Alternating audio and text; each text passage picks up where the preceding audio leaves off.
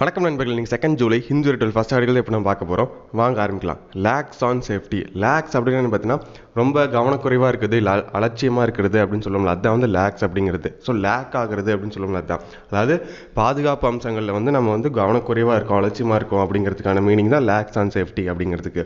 So இந்த ஆர்டிக்கலோட theme என்ன அப்படின்னு பார்த்தீங்கன்னா, on Neyveli and Vizag disasters. So நெய்வேலியிலையும் வந்து அந்த பாய்லர் பிளான்ட்டு வந்து வெடிச்சுது. அதே மாதிரி வந்து வைசாக்லேயும் பார்த்திங்கன்னா வந்து அந்த கேஸ் லீக் ஆச்சுல, அது இதனால ஒரு பேரழிவு வந்து ஏற்பட்டுச்சுல. ஸோ அதை பற்றின ஒரு ஆர்டிக்கல் தான் இது அப்படிங்கிறாங்க.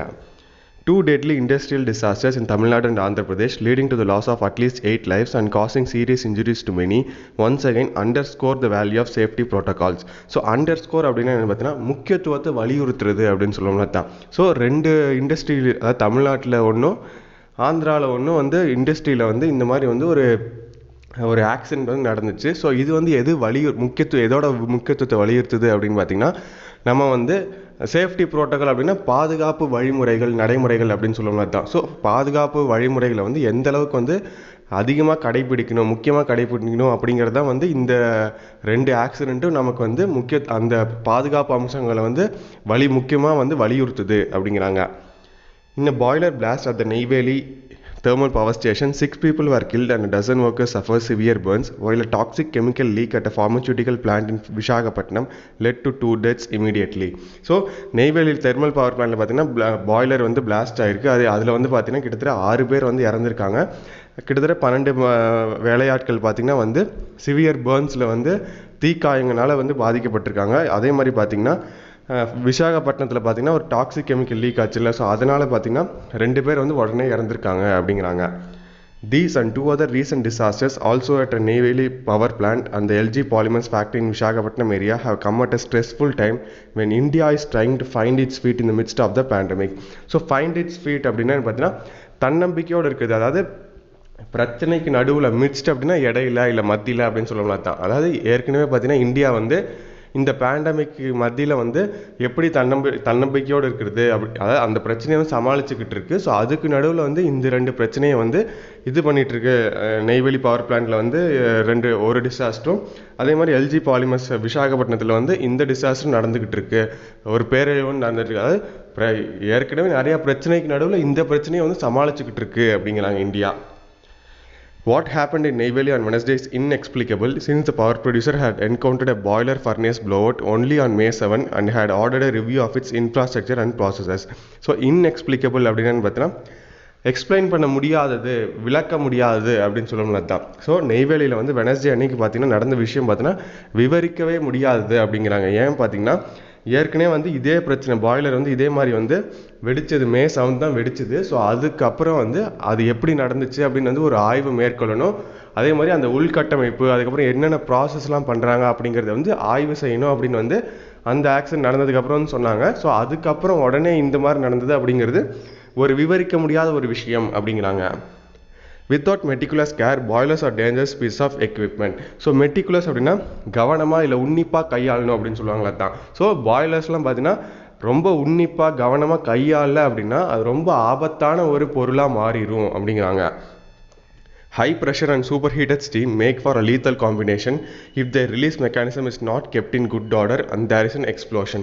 So high pressureனாலையும் அந்த ஸ்டீம் அதனால் ரொம்ப அதிகமாக ஹீட் பண்ணுறதுனால ஸ்டீம் வருது பார்த்தீங்களா.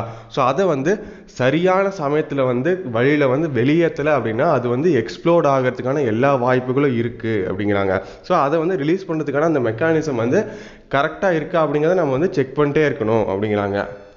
For this very reason, there are regulated strictly under the Indian Boilers Act, at least on paper.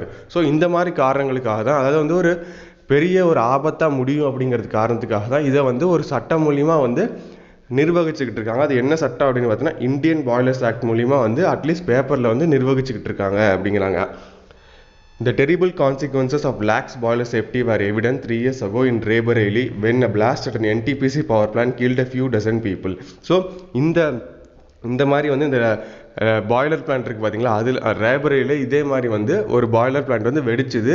So அப்போ வந்து பார்த்திங்கன்னா அதன் பின்விளைவுகள் வந்து ரொம்ப மோசமாக இருந்துச்சு. ஸோ அப்பயே வந்து கிட்டத்தட்ட 12 மக்களை வந்து இது வந்து இதனால் வந்து இறந்துருக்காங்க. ஸோ இது பின்விளைவுகள் எப்படி இருக்குங்கிறத அப்பயே நமக்கு வந்து தெரிஞ்சிருந்தது. ஆனால் இப்போ அதுக்கப்புறமும் வந்து நம்ம வந்து கவனக்குறைவாக இருந்து அதனால தான் வந்து இப்போ திருப்பி நெய்வேலியிலும் இதே மாதிரி ஒரு பாய்லர் பிளான்ட் வந்து வெடிச்சிருக்கு அப்படிங்கிறாங்க.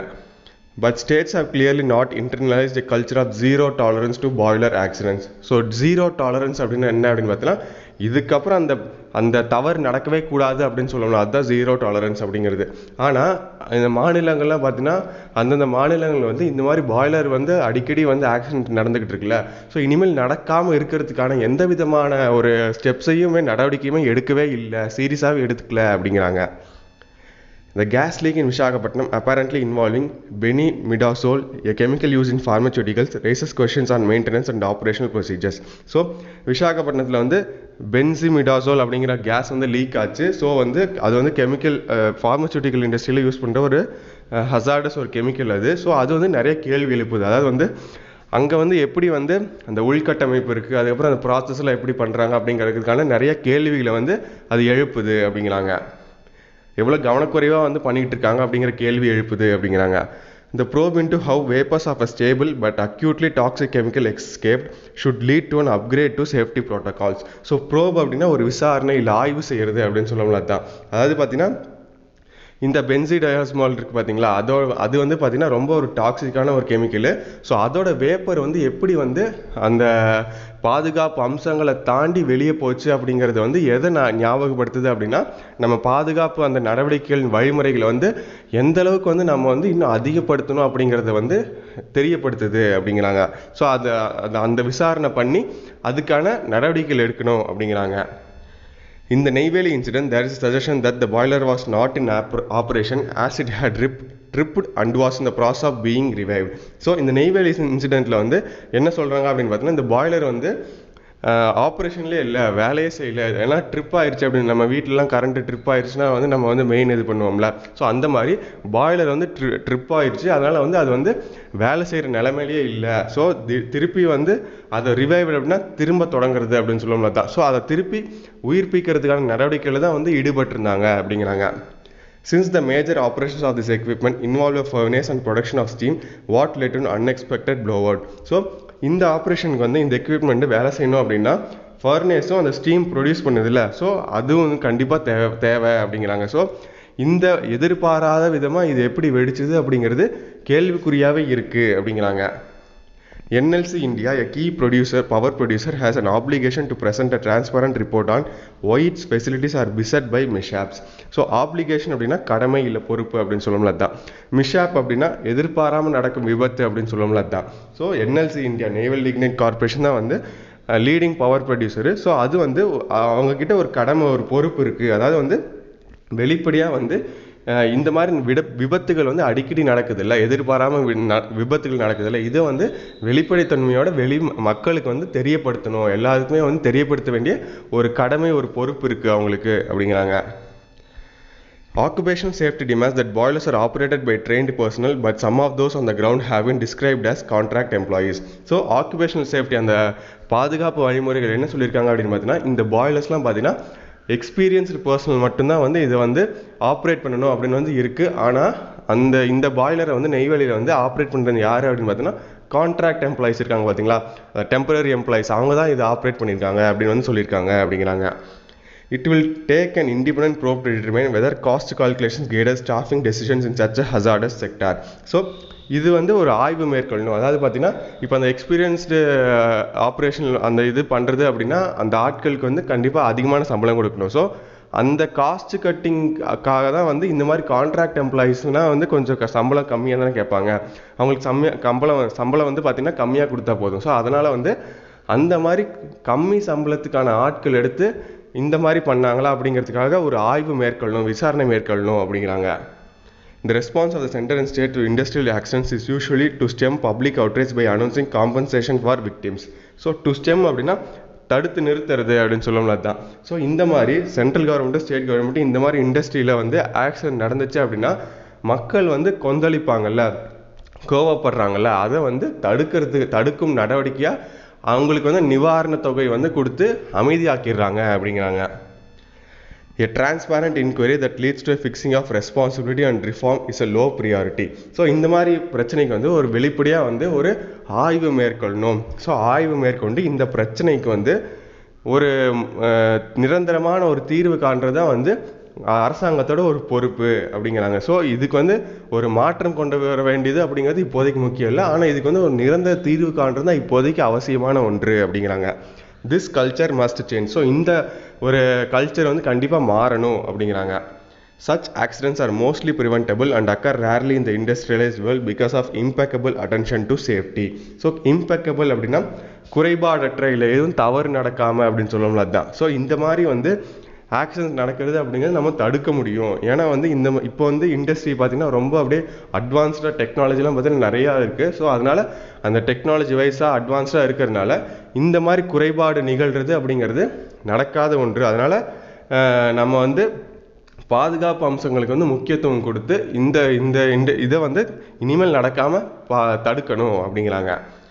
India's aspiration to industrialise should be founded on safety. So aspirations அப்படின்னா நம்பிக்கை அப்படின்னு சொல்லலாம் தான். ஸோ இந்தியா வந்து நம்ம நாடை வந்து ஒரு தொழில்மயமாக்குறது, இண்டஸ்ட்ரியலைசேஷனாக வந்து ஃபுல்லாக மாற்றுறது அப்படின்னா அதுக்கு வந்து எதில் முக்கியத்துவம், அதோட நம்பிக்கை வந்து எதில் இருக்குது அப்படின்னு பார்த்தீங்கன்னா பாதுகாப்பு அம்சங்களை கடைபிடிக்கிறது மூலியமாக தான் இருக்குது. அதனால் பாதுகாப்பு அம்சங்கள்லாம் கடைபிடிச்சாதான் வந்து இந்தியா வந்து முழுமையாக அந்த தொழில்மய இண்டஸ்ட்ரியலைஸ்டு இந்தியாவாக மாறும் அப்படிங்கிறாங்க.